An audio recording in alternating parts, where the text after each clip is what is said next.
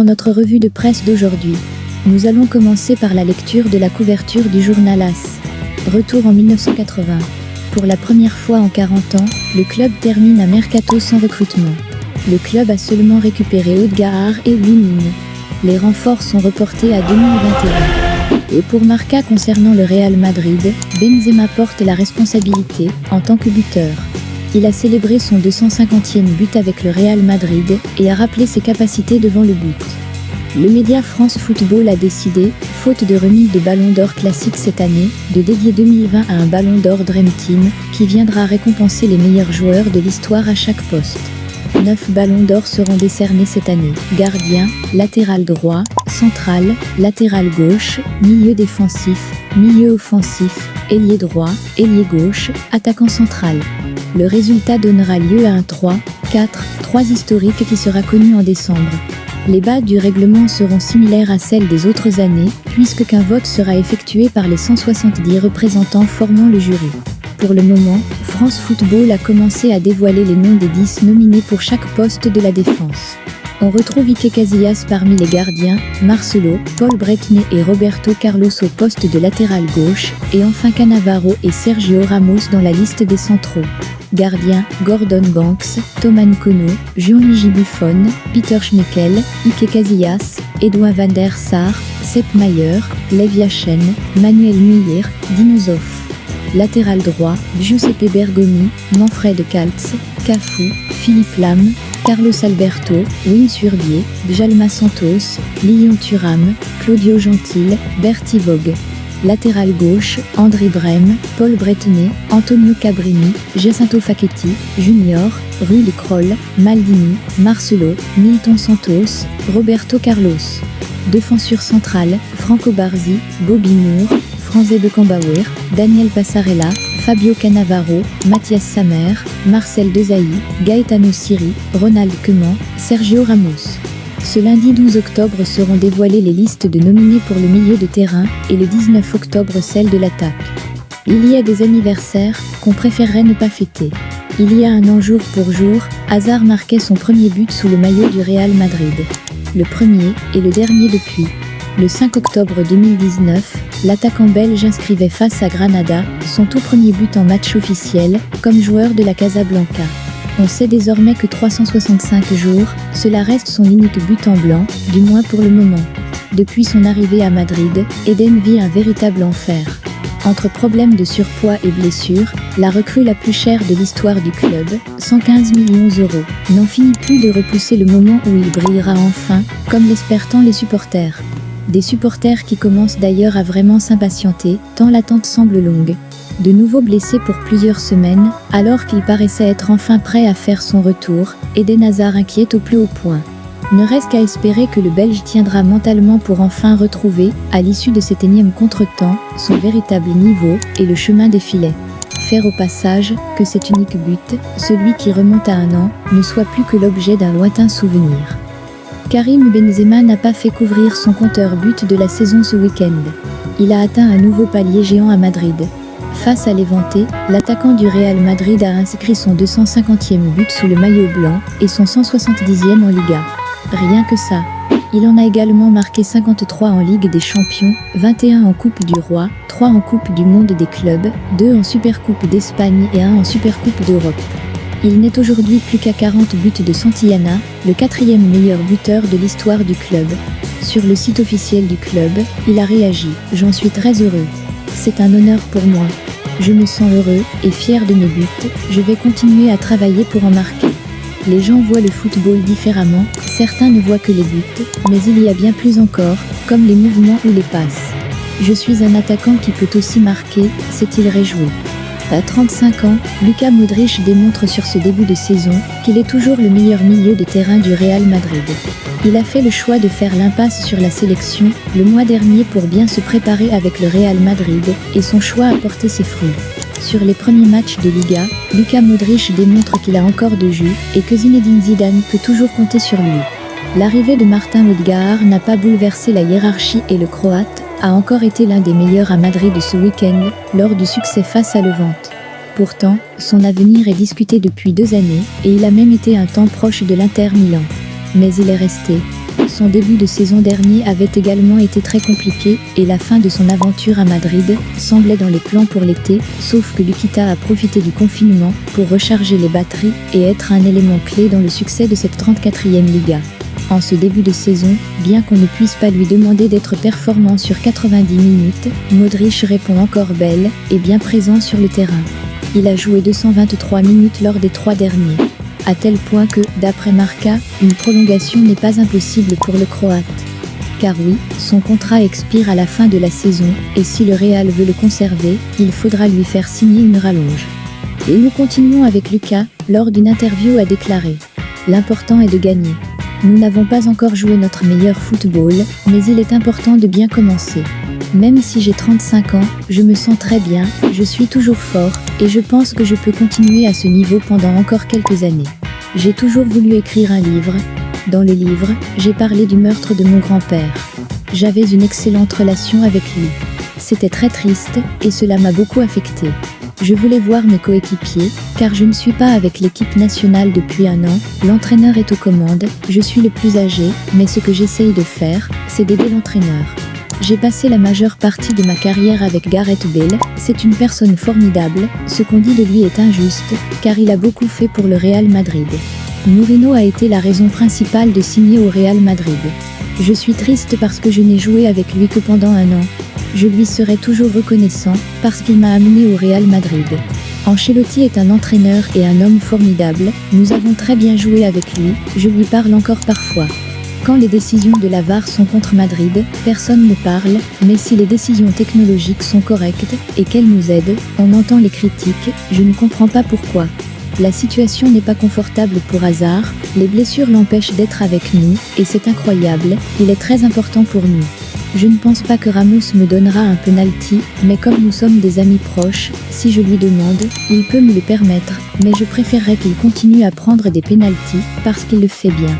À l'entraînement, Vinicius marque beaucoup de buts, il est très talentueux, il doit travailler, et il a marqué un but dans le dernier tour. Il doit continuer à s'améliorer, il a un talent impressionnant. Absolument. J'aimerais rester au Real Madrid. Cela ne dépend pas que de moi, mais de mon club et de mon entraîneur. Je pense que je peux toujours jouer au football, et être un joueur important, s'il me voit important, je garderai mon souhait de terminer ma carrière ici, mais je ne veux pas être un problème pour le club. Renouveler le contrat ? Nous avons une bonne relation, et je suis sûr que nous parviendrons à un accord. Soit je resterai, soit je passerai dans une autre équipe.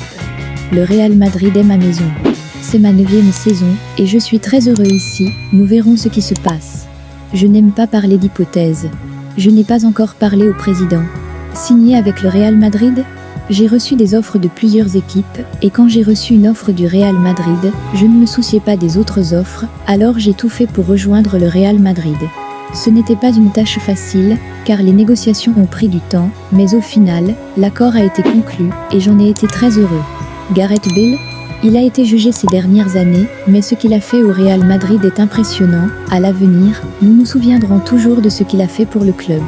Il n'y a eu aucun problème dans le vestiaire, il parlait espagnol, il n'a pas donné d'interview, mais communiquait avec nous. Il est vrai que ces dernières années, beaucoup de choses sont apparues, et ce qu'il a fait est oublié, mais à l'avenir, nous nous souviendrons qu'il était un grand joueur pour le Real Madrid. Chacun a son propre comportement, Gareth n'était pas très sociable, mais dans le vestiaire il était cool. Je regrette que nous ayons tout oublié à cause de ce qui s'est passé l'année dernière, et en si peu de temps. Hazard ? C'est l'un des meilleurs joueurs du monde et un joueur incroyable, et je suis sûr qu'il prouvera que cette saison.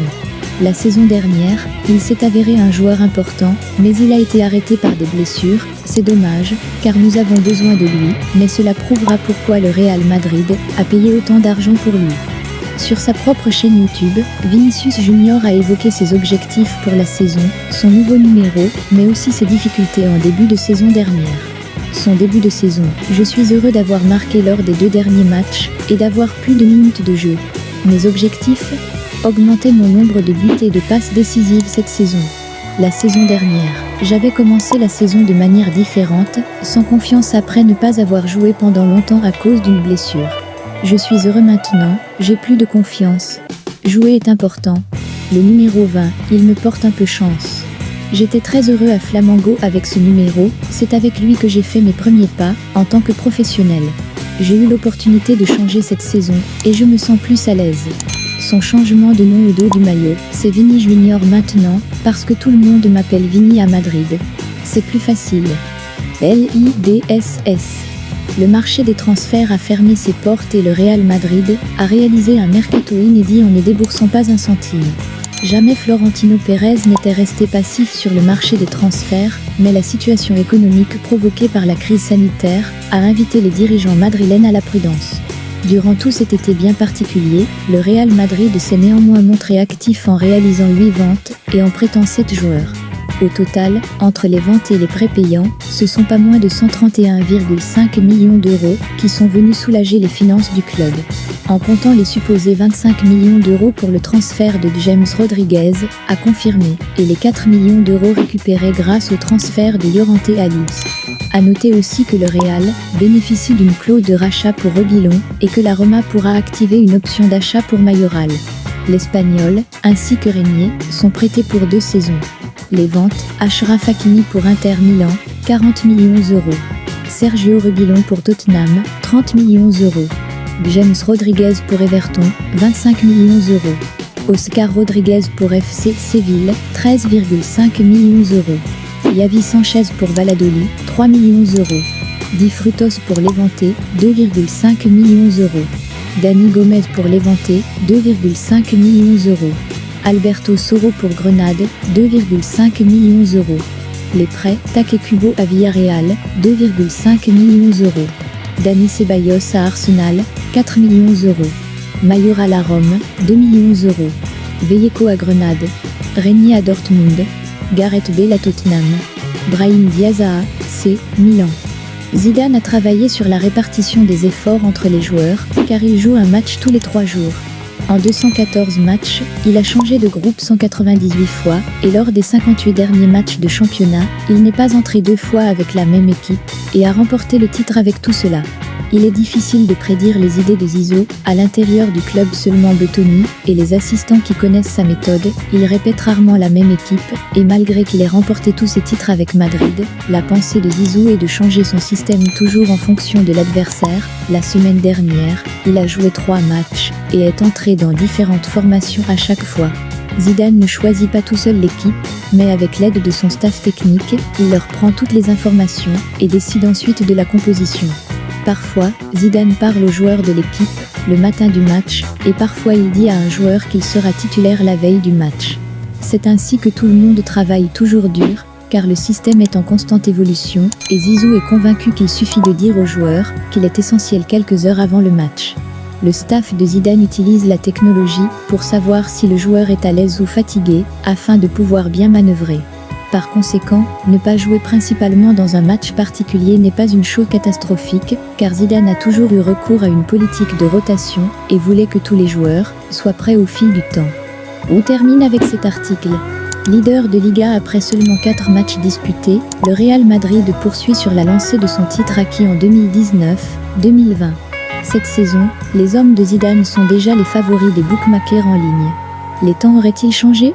Alors que les bookmakers ne croyaient pas au sacre du Real Madrid, l'an dernier en Liga, il semble en être tout autre en cette saison 2020-2021 du championnat espagnol. Parmi la quinzaine de sites de paris disponibles sur le territoire français, un titre du Real Madrid, cette saison ne rapportera effectivement que 190 € en moyenne en utilisant les meilleurs bonus offerts par les bookmakers, contre plus de 210 € pour un sacre du rival FC Barcelone. Un statut de favori au titre qui annonce peut-être de belles choses pour les hommes de Zidane, alors que les merengues n'ont plus conservé leur couronne nationale 2 années de suite depuis celle gagnée en 2007 et 2008. Auteur d'un match solide sur la pelouse de Levante, Karim Benzema et Thibaut Courtois doivent certainement cette nouvelle confiance aux prestations réalisées depuis la reprise post-confinement en Espagne, période durant laquelle le Real aura affiché une incroyable feuille de route de 2000 pour 13 victoires en 15 matchs de championnat. Au global cette saison, les protégés du président Pérez culminent notamment à 10 points pris sur 12 possibles, trustant en tête du classement, alors qu'ils ont joué un match de moins que leur premier poursuivant. Au terme de la trêve internationale à venir, les pensionnaires de Santiago auront donc beaucoup à gagner s'ils poursuivent sur leur lancée, d'autant que leurs concurrents directs ne semblent pas encore rodés à tous les niveaux. Les Barcelonais, par exemple, ne semblent pas encore au mieux dans le jeu, quand l'Atlético a déjà déçu contre Huesca et Villarreal, et que le Séville pourrait être juste du point de vue quantité s'il souhaite également performer en Ligue des Champions. Lors de la réception de Cadiz dans 2 semaines, les Madrilènes pourraient donc faire coup double sur leur pelouse, creuser l'écart, et préparer au mieux le début de leur campagne européenne. Pour rappel, Casemiro et ses coéquipiers débuteront par la réception du Shakhtar Donetsk, avant d'enchaîner par le Clásico en Liga. Autant dire que la suite de leur saison pourrait grandement être influencée par les semaines qui arrivent. Aux hommes de Zidane de confirmer les attentes et de valider, pour une fois, le ressenti des bookmakers.